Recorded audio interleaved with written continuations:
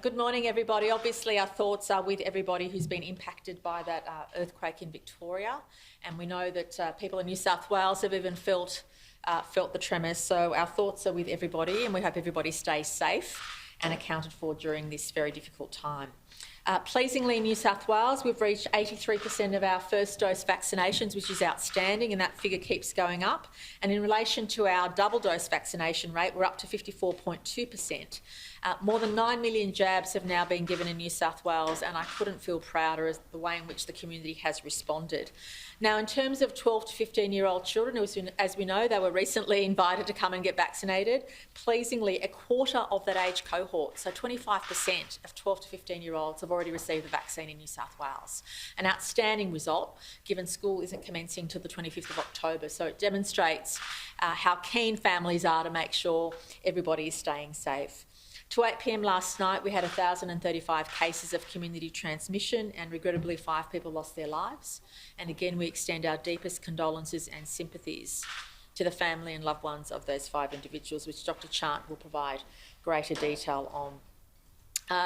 The New South Wales Government is well on the way to producing additional work as we inch towards a 70% double dose and 80% double dose vaccination to get all of us ready for what it means when we hit those targets. And today I'm pleased to have Minister Dominello with me. Minister Dominello, as you know, is the Minister in charge of our Customer Service Division and Service New South Wales, and he is busily working with the Commonwealth to get access to the data which will allow New South Wales to have our vaccine passport through the New South Wales or Service New South Wales app.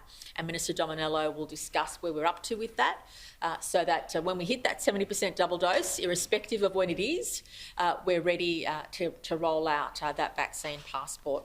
I wanted to again assure our business community that the New South Wales Government will have a similar compliance regime to before the Delta outbreak. We'll make very clear what responsibilities individuals and businesses have in making sure everybody complies to the rules. It won't be very different to what happened beforehand, but of course, as we get closer to that time, we'll remind everybody what the expectations are of business, government and individuals working together to ensure that's the case.